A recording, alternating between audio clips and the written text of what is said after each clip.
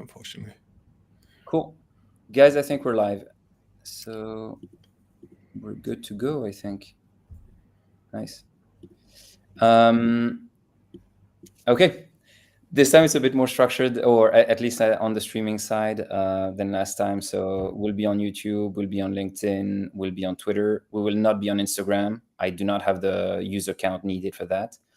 But that's it.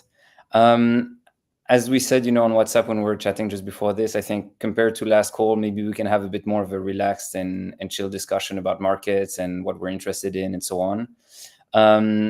Tom, I don't know if you want to start us off, because I remember you shared some of the Google search, like the trends. I think that's super interesting. I saw someone else, I have like a screenshot that I could share, where the guy's just looking at crypto Google searches, so not specific coins.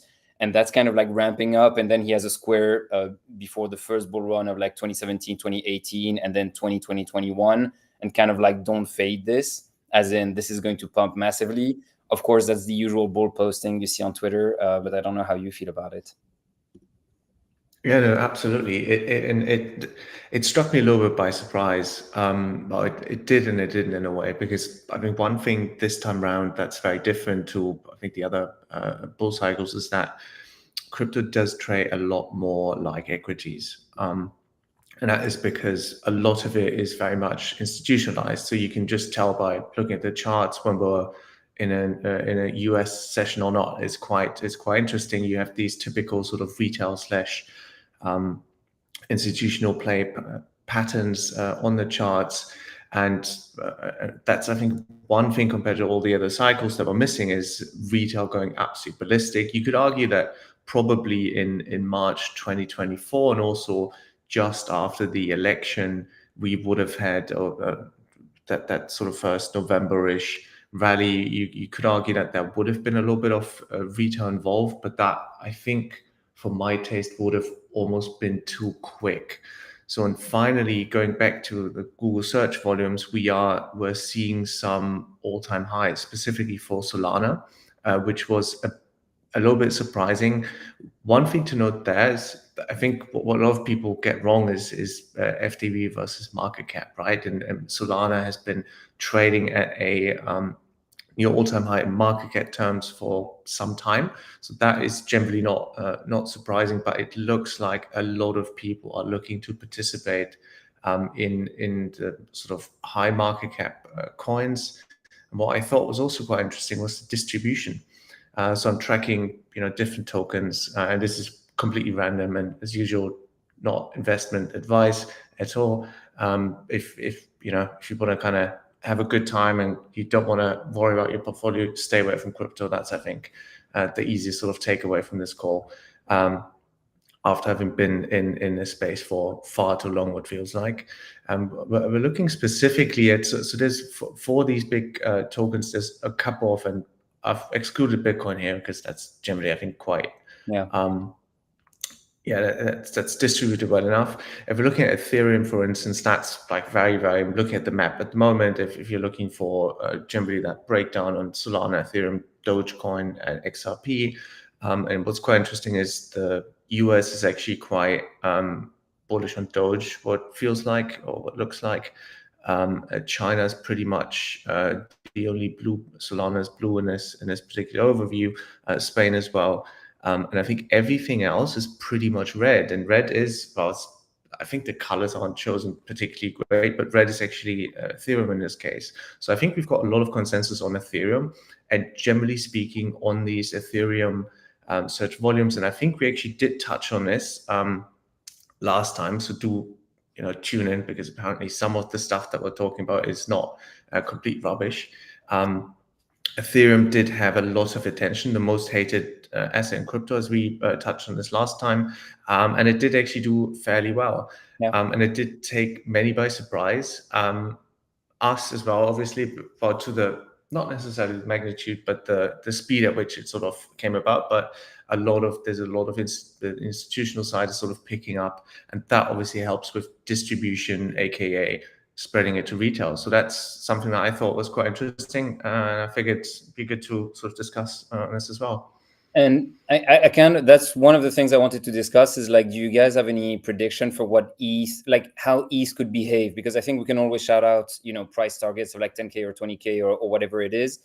But it's like, no matter how well it performed, it hasn't really crossed all-time high, right? So whether we like it or not, relative to Bitcoin, it's still underperforming, even though on a 7-day basis or 30-day basis, it's performing so much better, right? And so that's definitely a relief for, I guess, everybody on the call or most diversified crypto holders. But I'm like, I'm curious if we get past all-time high and if that's linked to the whole corporate treasuries that keep on adding Ethereum and of course are kind of forced to keep on adding Ethereum if they wanted to stick to the narrative, they went for, or if it's the ETF inflows, which were absolutely massive. And I think even ETH ETFs kind of outdid the Bitcoin ETFs, which is insane when you consider the fact that the market cap of ETH is still, not what Bitcoin market cap is.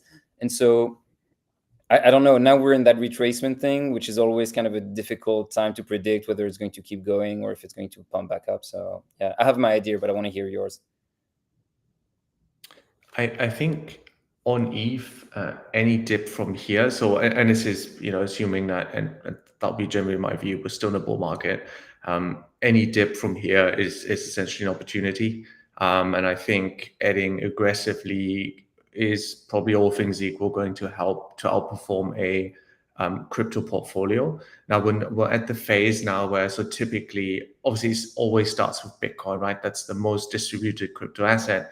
But then the next asset that will see any sort of action is Ethereum, which is what we're seeing now. So that should definitely see, I think, a lot more traction.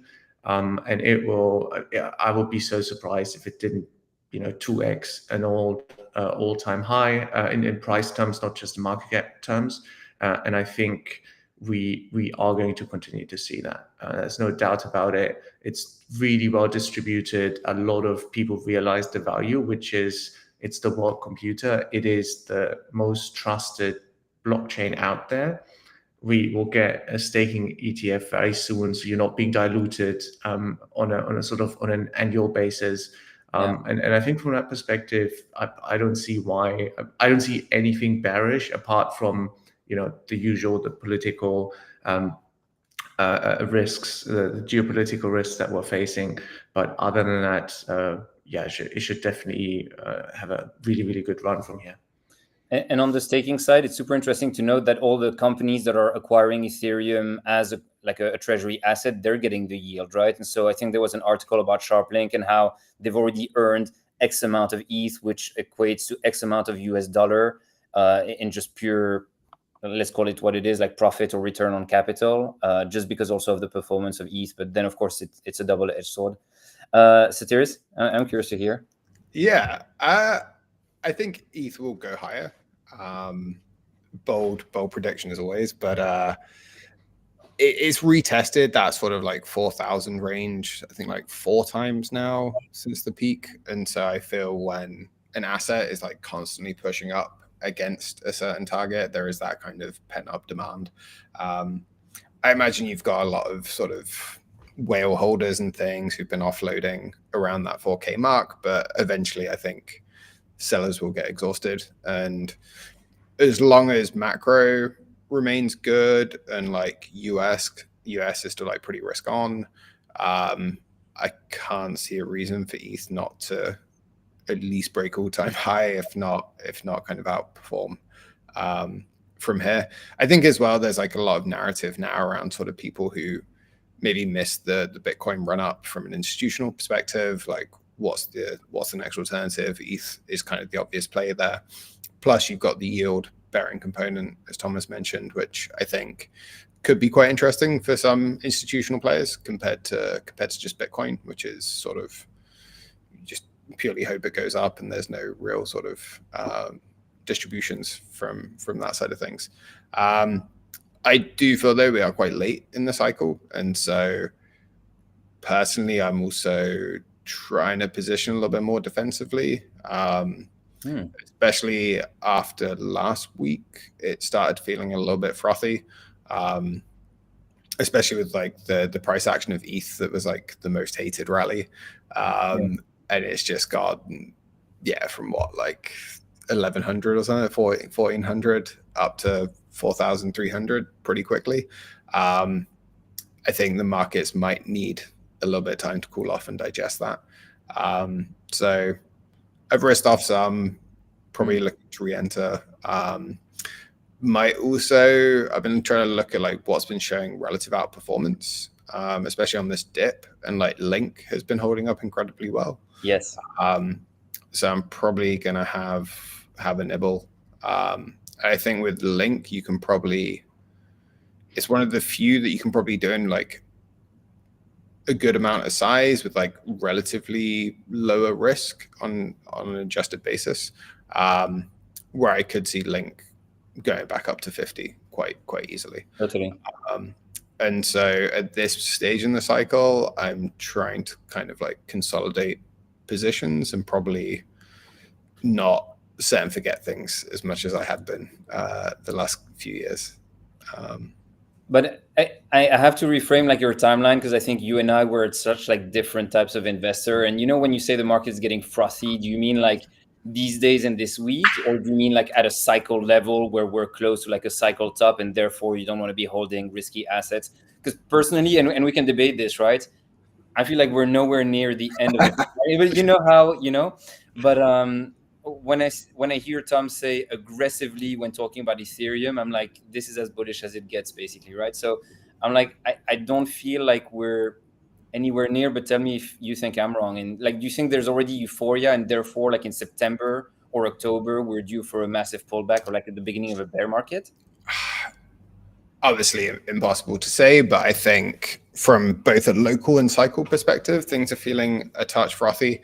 I think the cycle frothiness might show itself differently this time around, where I feel retail participation has been generally like lower than the last cycle, and most of the big moves have been more the institutional players now. And as the asset class just increases, like you need more money to move the needle.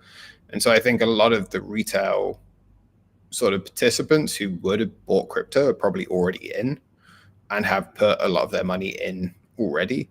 And so I think we might not have the same sort of like retail kind of euphoria that we had last cycle. And I think the true frothiness might present itself slightly differently this time around. And what institutional frothiness I think could potentially look like is 1,000,001 treasury companies springing out of nowhere, like slamming $1 billion orders into the market. And then after that, like who's buying? It's like maybe some retail people catch wind of this, maybe ETF from like boomers inflow. But I don't know. But the music could keep going on for ages, and the most profitable part of the cycle is like when things go parabolic just before they blow up. But dancing on a knife edge. I feel like Tom wants to jump in, but I'll just say quickly this, which is I would use, ironically, the exact same argument you're making about the fact that it's institutional participation and that retail kind of, the ones that were already crypto native kind of got in already, and the ones that aren't haven't, right?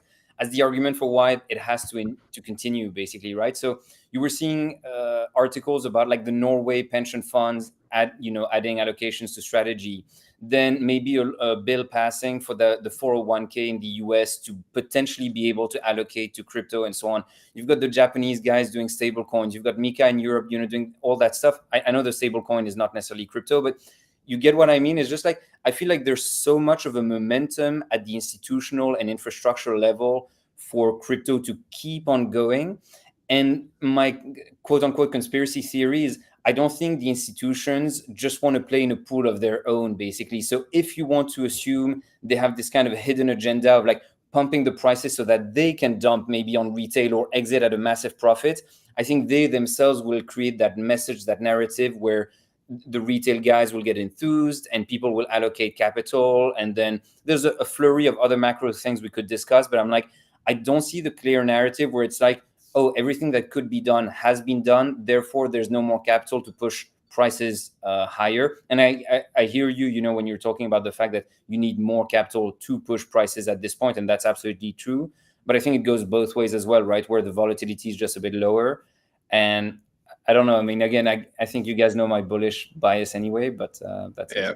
But no, I can completely see the argument where a lot of these sort of ETF issuers and things like that, they've got a vested interest to try and get as much inflow as possible because they're making fees on it. And so when the BlackRock Bitcoin ETF came out, they were like aggressively pushing that to retail. They're going to be aggressively pushing that to like sort of asset managers and fund managers, even just sort of convince people to have a smaller allocation. So I think this time we probably will see a more like consistent bid, but at the same time, we are potentially quite late compared to when things bottomed. And if there's any semblance of a 4-year cycle, that's coming up in a few months.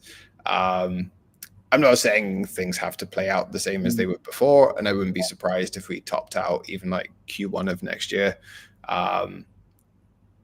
But it's just, yeah, it takes time as well to get more of the institutional flow. Because I do think things are moving slower this cycle, right? So like when you think about 2017, 2018, which was like Bitcoin, then rotation into ETH and kind of like almost an immediate rotation into altcoins. And then for me, the euphoria and the froth was when, I know I've used those examples, but you know, all three we were like sitting in a coffee shop talking about how we're going to get rich buying Neo or Walton, or how IOTA was going to change, blah, blah, blah, right? And I'm not dissing on those projects, but I'm just saying, for me, that was the frothiness. And I feel like now we're so measured, and the market itself is moving in such a kind of calm and steady way. And I know we're at such high level, you know, when like for Bitcoin and so on, but I'm like, I totally don't feel the euphoria, basically. I don't feel that time where I'm glued to my CoinGecko app, checking my portfolio at 2 a.m., you know, to try to calculate how much I'm going to be rich or whatever. And I'm not there, basically. So I don't know. But Tom, sorry, like, go ahead. Yes, I think so. One thing that I've started to really generally appreciate is to sort of understand frothiness was on CoinMarketCap. They have a couple of ways to sort of measure sentiment, and there have been previously two sort of times where retail sentiment was very, very, very, very frothy. And the first time, if I can open it up now, would have been just after the election results sort of were shared. So that's actually not true. The first time was March 2024. That to be fair, so there was the ETF approval.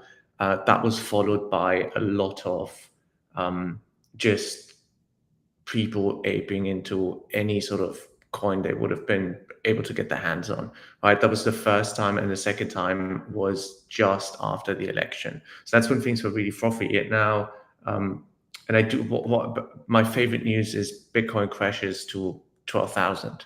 That's just, I mean, that is. I think if you sort of zoom out a bit, that it's just marvelous, right? And essentially, what we're still at this time with yesterday's crash, right?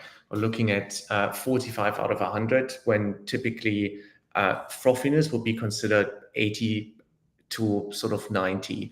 And I think from that perspective, what I find in terms of setup really interesting is that we haven't really got that frothiness just yet. I would sort of agree, we're obviously not early in the cycle, right? But then we do know that sort of in terms of the returns that are going to be made available, they're going to be much higher towards the very end of the cycle. I think Q1 could be a target, Q2 next year. So I'm not sort of in terms of timeline, I would not be surprised, because we obviously need catalysts as well. But I still feel we're in a good sort of, we're really, really well positioned for the next leg up.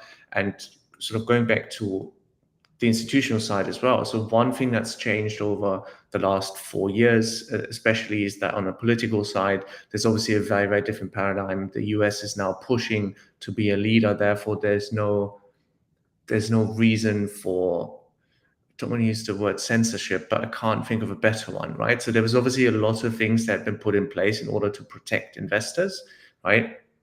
For them to not buy Bitcoin cheaply. I'm not sure what kind of protection that is, but I'm sure there would have been that there's a way to sort of justify this. But I think, and that's one thing, that all that distribution is now available. And if BlackRock is sort of pushing Bitcoin, I think I touched on this last time, on the financial advisors. There's an asset that has outperformed markets on a volatility adjusted basis as well over the last 10 years, then you just can't ignore it. And you can't, at least from an ethical sort of standpoint as a financial advisor, you at least have to say, hey, look, I know you're not, you might not be interested in this magic internet money, but statistically speaking, you would be well off in allocating 1%.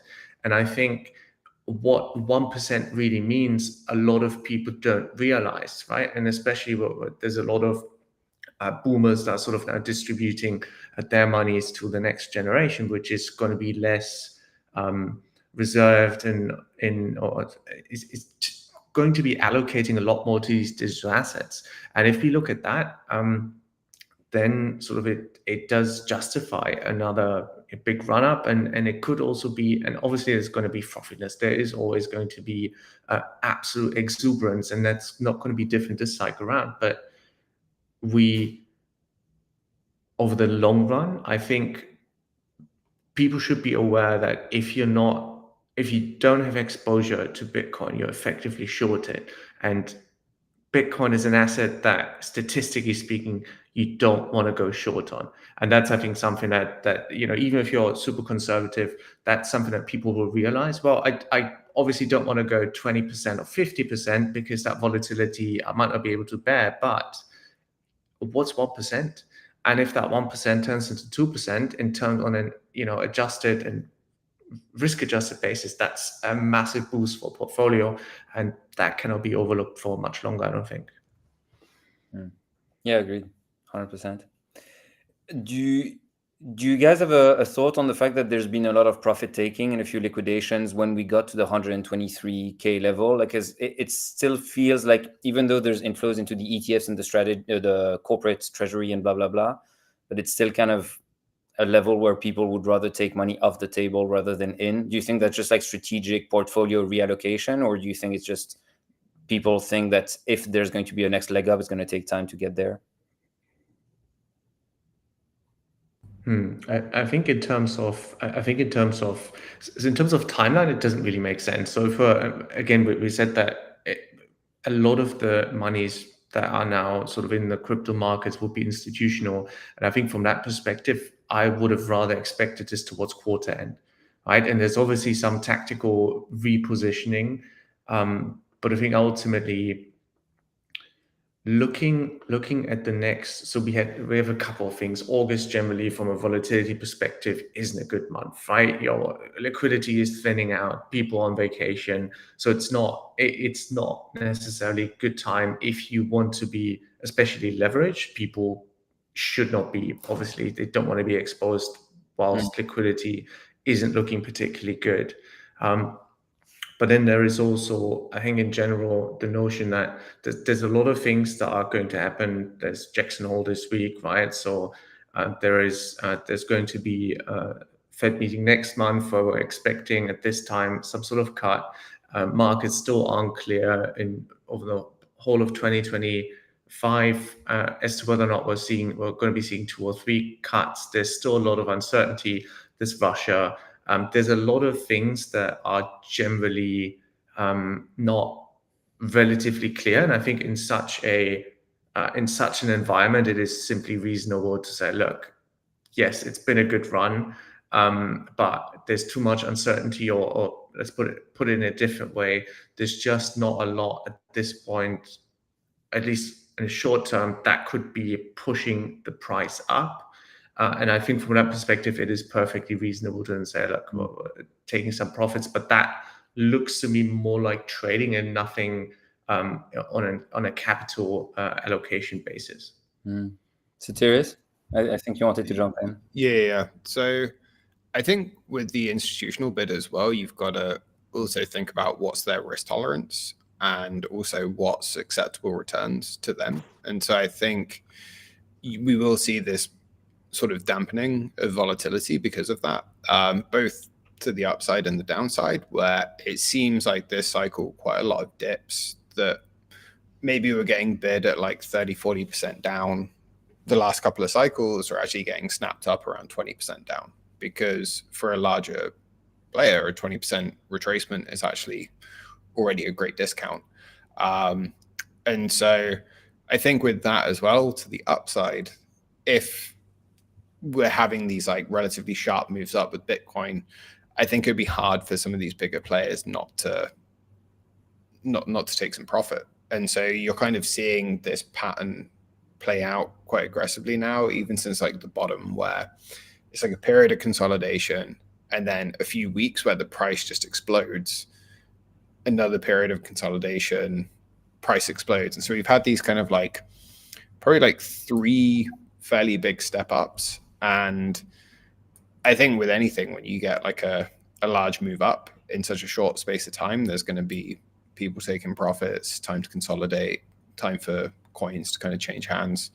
And especially now, I think with more sophisticated players in the market, you do see these kind of more rapid aggressive movements where everyone tries to pile in as soon as the market starts moving, and then everyone's in. And then it's probably the retail participants now who end up being the sort of slower, later buyers who try and just like FOMO in the next leg up, basically. Or the companies that are holding in treasury, right? Because as far as I know, the Bitmine, the SharpLink, the Strategy, and so on, they're holding, right? So they're kind of they're just the accumulation play, and then it's just the kind of classic exchanges running out of Bitcoin and all of this, which kind of causes these big spikes up. One coin we've not spoken a massive amount about, though, that I'm quietly bullish on again is Solana, because I think with ETH running, Solana is like the closest beta to that. I think like narratively, ETH has done well off the Bitcoin rally this cycle, and they're using a similar playbook as like the institutional bid and the treasury companies were done with Bitcoin. I don't think the same level of sort of interest will come to Solana from an institution, but I think the narrative will probably repeat in a similar way. And looking at this pullback again, Solana and Link were the two kind of jumping out to me as sort of holding up better than I would have imagined. And I think with Link, it's just like they're probably going to reveal some big news soon, and there's really no one else who can do what they do at scale. And so I think they're in a very sort of like unique position, especially with a lot of more like regulatory adoption of crypto. I think someone like Link is going to be perfectly positioned to sort of capture a lot of attention from that. And if you look at some of the on-chain movements, some guys have just been slamming like 30, 40, $50 million buys into Link and just like moving them straight out to another wallet. And so you're getting a few of these players who are like making some fairly sizable purchases and then just shifting the Link away. So I'm guessing they're going to be holding it for a little while.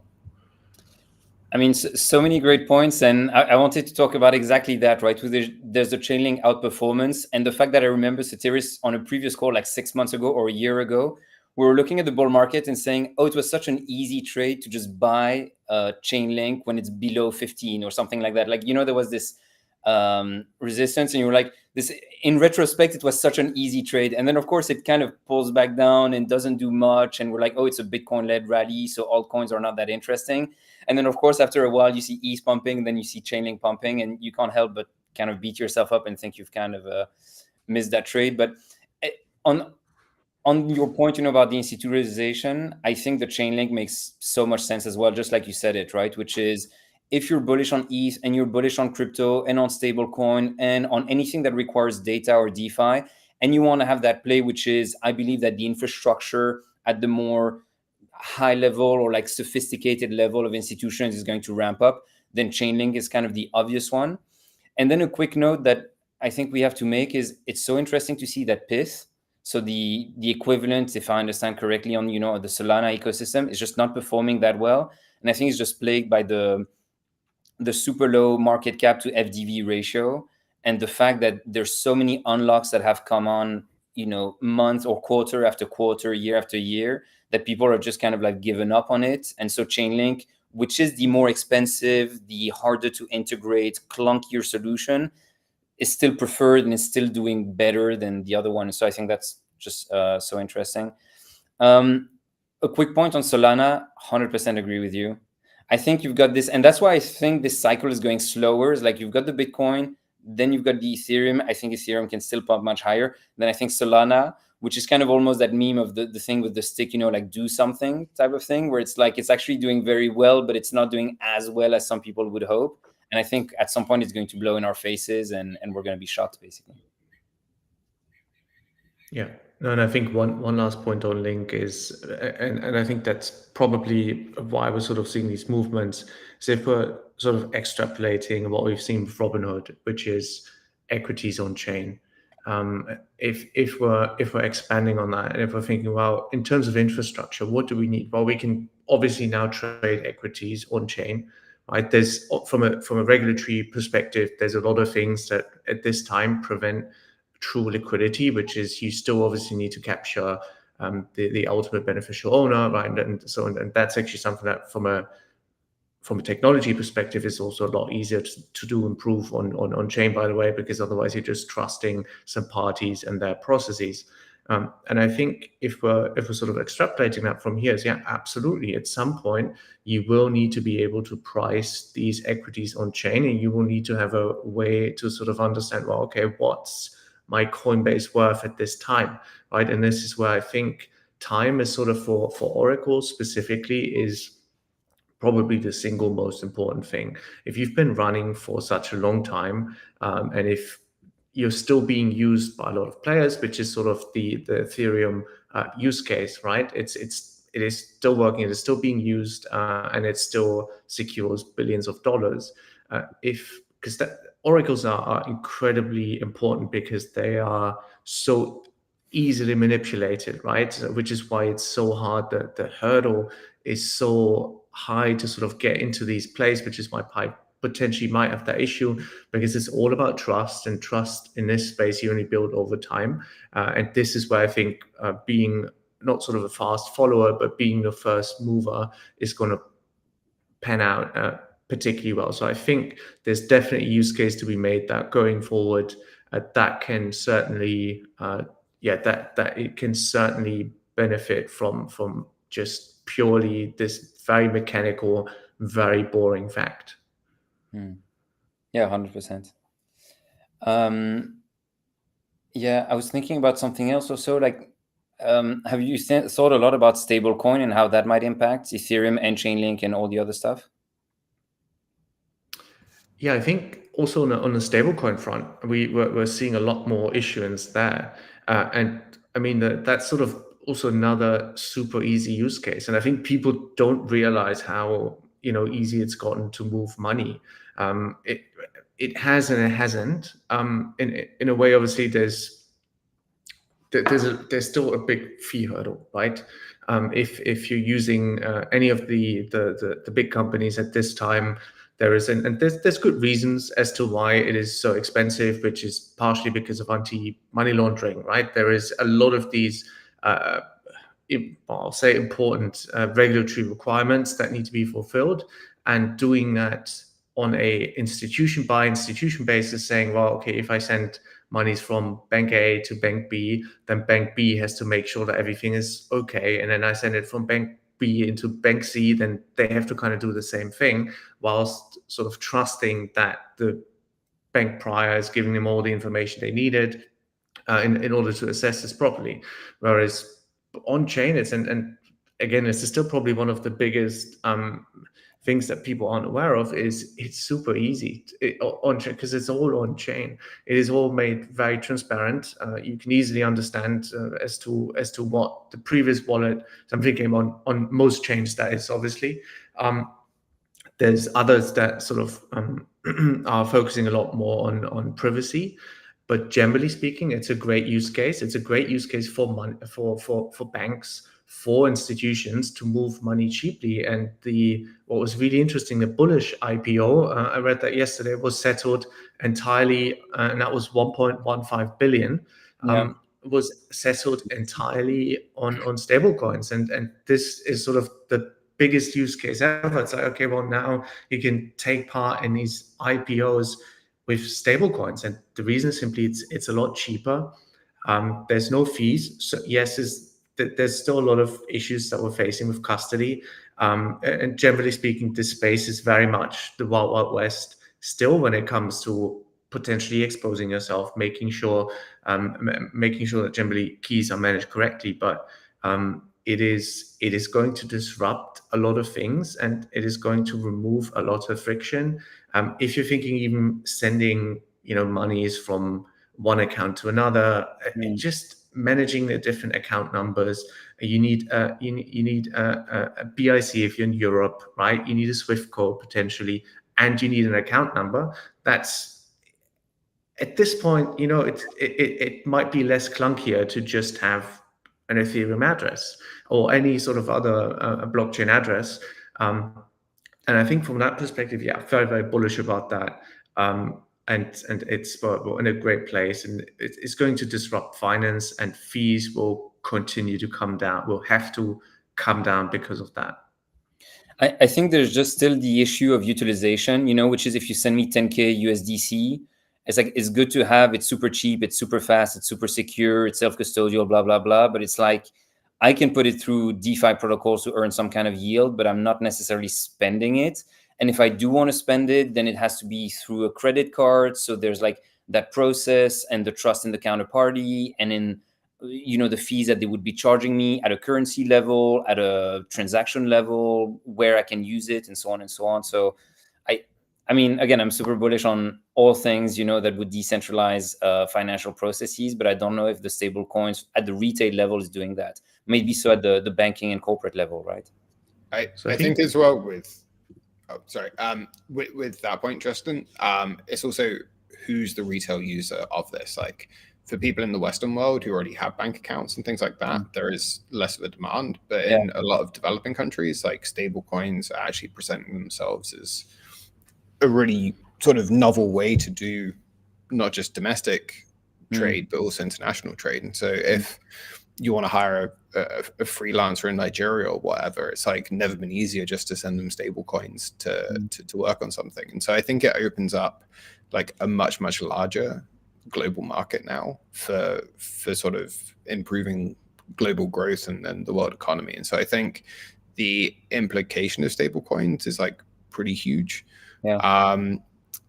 A couple of points just from what Thomas was saying as well, though, that I think kind of tie back into this is with the IPOs. So for example, Circle's IPO, I think is coming down to quite attractive levels again for me personally. One thing I am slightly worried about is sort of the looming dropping interest rates and how that's kind of core to a lot of these stablecoin issuers' business models. But outside of that, as a problem to address, I think one other moderately interesting thing to note is with IPOs like Circle, like Bullish, like the upcoming exchanges, Gemini, Kraken, all of that.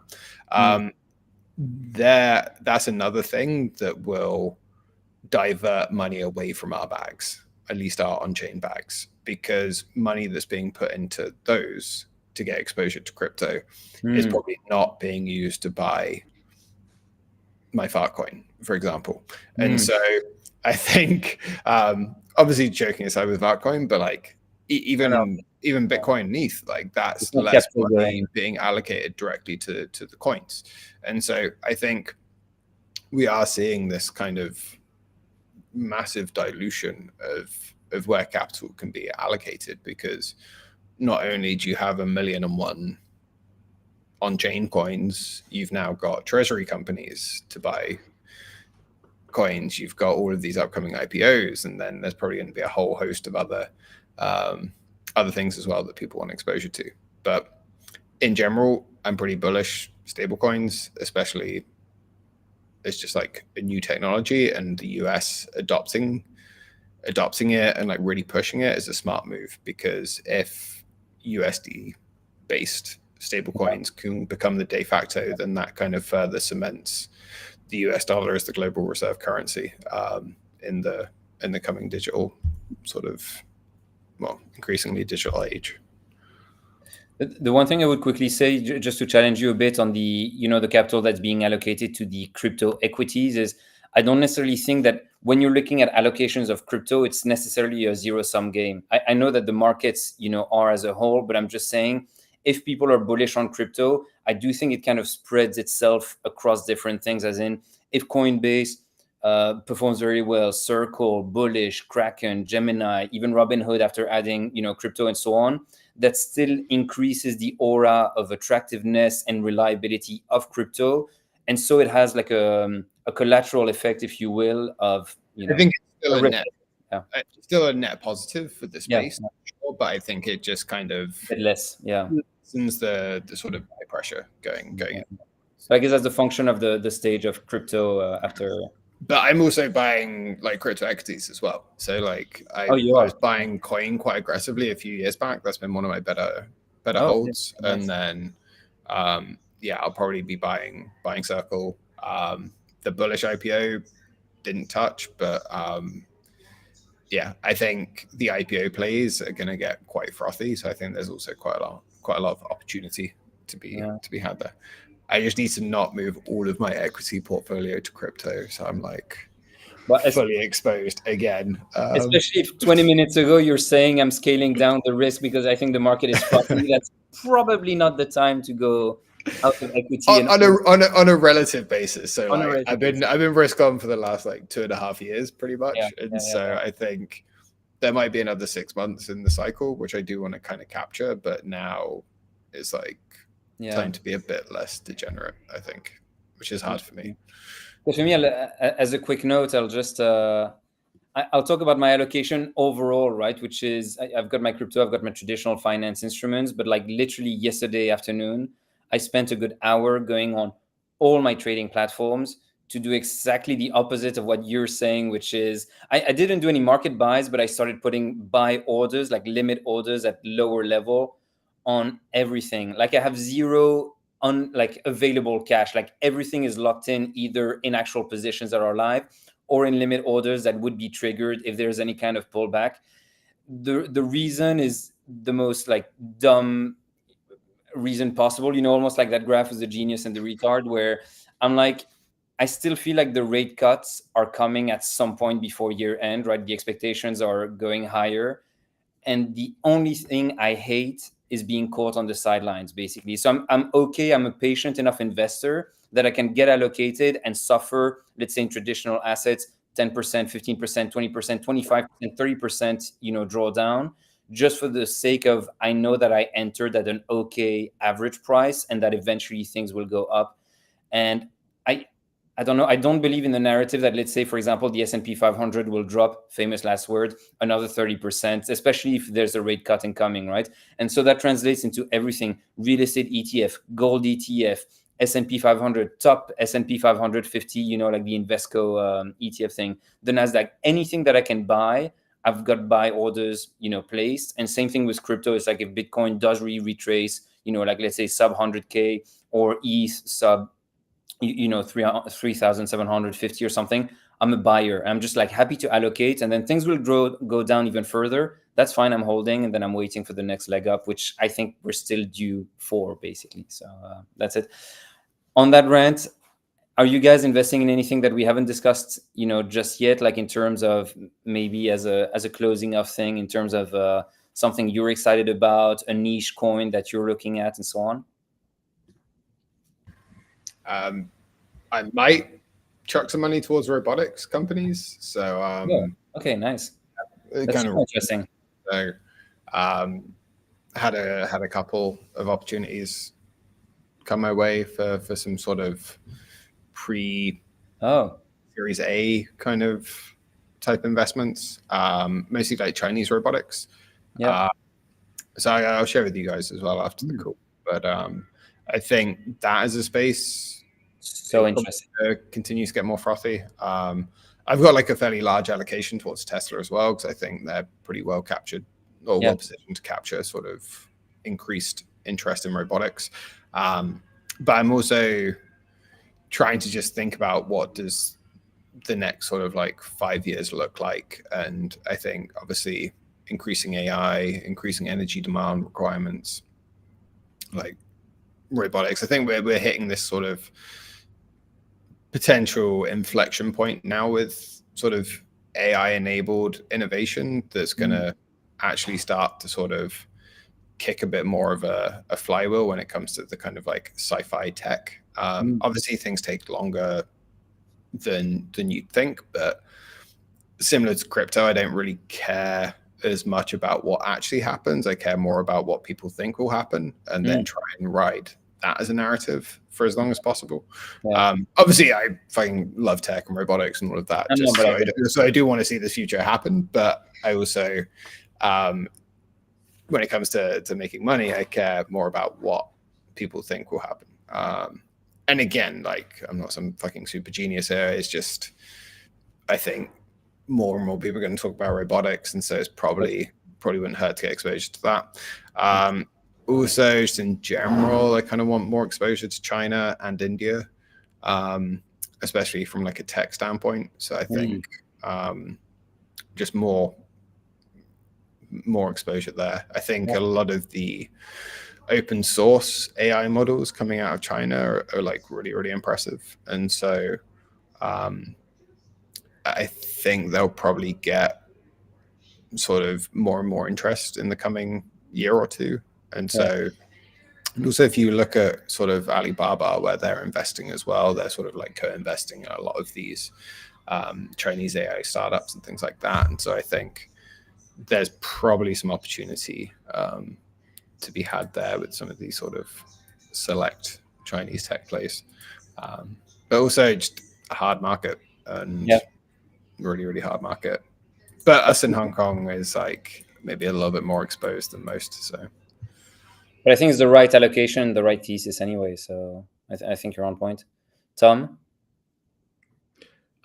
Very boring. Beta baby. So I think in general exposure right now is the thing that is most important. Measured exposure as well, because I think we do get quite excited. I'm still, I think generally speaking, more bullish on crypto at this point. There's certainly a lot of other things that I think Tesla would sort of agree that's an interesting one, as Elon Musk is getting less hate. I think in general that definitely helps as well, because that was something that was notable as well. But I think I'm still very much excited about what cryptography has to offer to people. One thing I did want to touch on as well briefly is essentially now with Coinbase you have the option to essentially pay in a self-custodied wallet.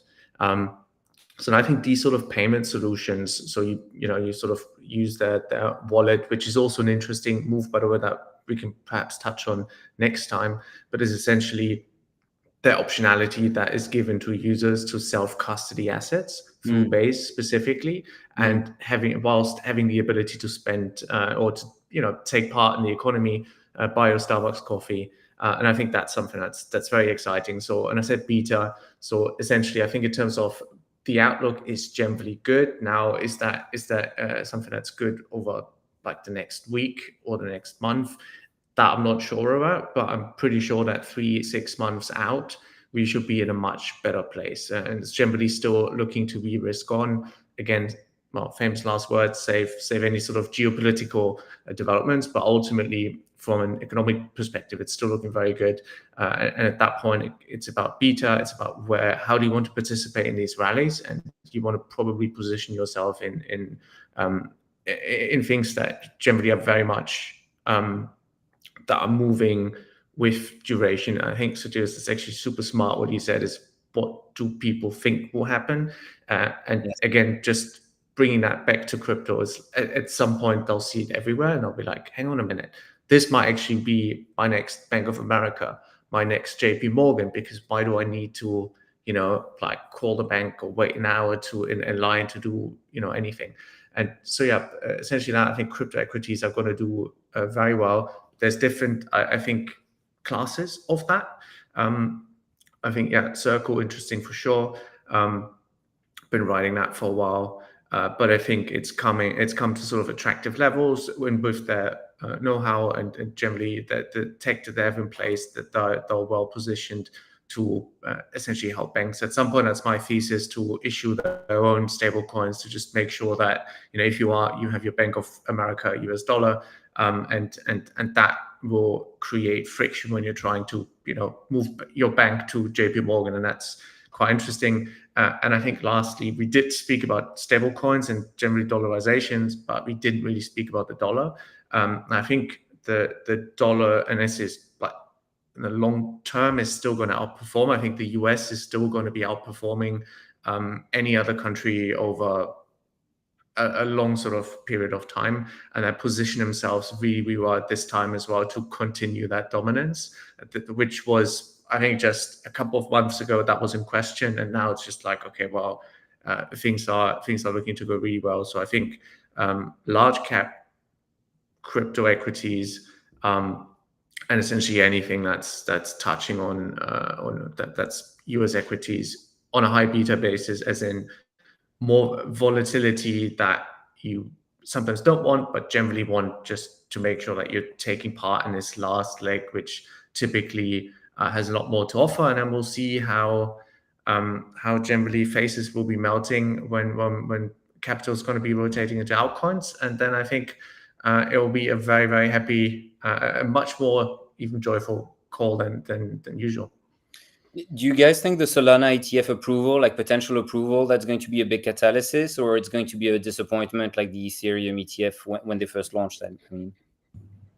I think a bit underwhelming, as with every ETF so far. Obviously, in a bull market where things are frothy, any kind of news is amplified. But yeah, I think the ETF bid takes time, because anyone who already knows about the asset is going to have got exposure to it already, and then the people the ETF caters for are probably going to take a bit more time to allocate funds through that, and they might need to have more conversations with their advisors and things like that. So I think it will sort of help longer term, but yeah, it's not just going to be a switch. One thing to note is, well, it looked like a couple of other ETFs got kind of delayed, and then also the president behind World Liberty Financial is now being investigated by the SEC, and so I think starting to see some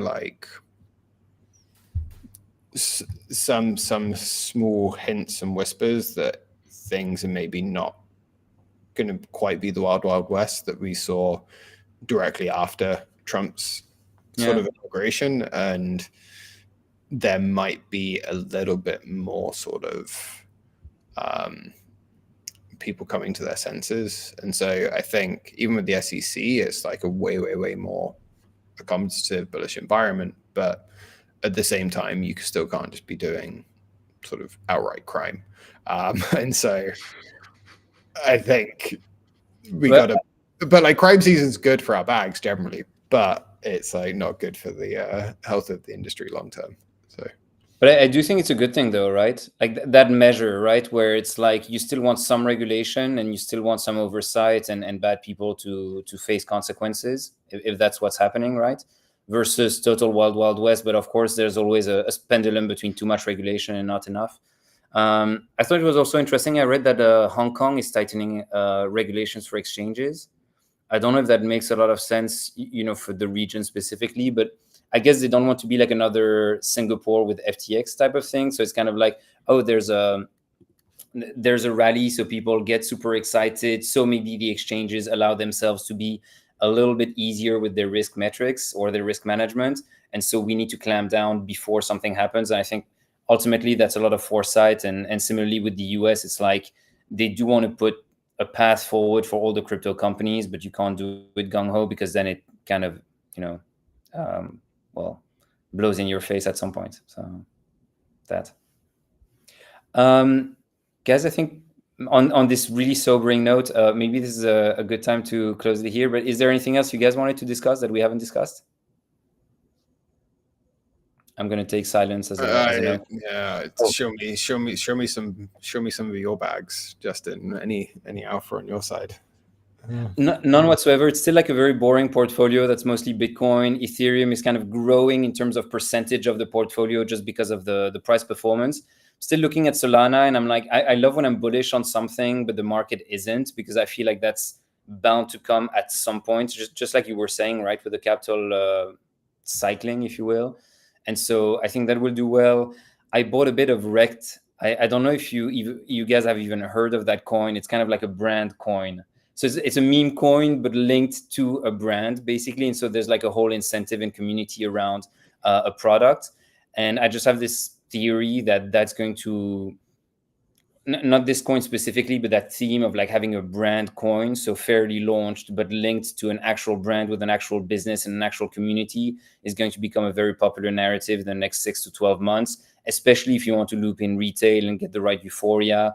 And for companies that have that existing community but don't know how to get exposure to crypto, that they find a way to do that. So you could have like Gucci doing its own, brand coin, and then Prada doing its own brand coin, and you can kind of have all the users holding something and sharing each other's success. So that's one thing I'm interested in that I think people aren't necessarily looking at.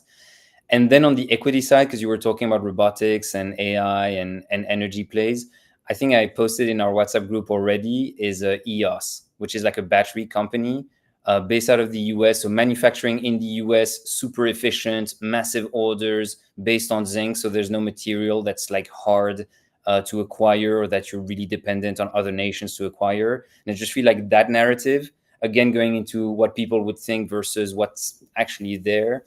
I think there's so many boxes checked for American investors and even institutional investors to allocate to, that I'm buying that, basically. And I think that's my AI exposure play, basically. Love it. That's it. I'm sold. Sure. Not financial advice, but guys, it was super nice. We can debrief afterwards, but I'll close the stream now, and we can close the call and then chat on our group, basically. All good, guys. Talk to you soon. All right, nice one. Bye-bye.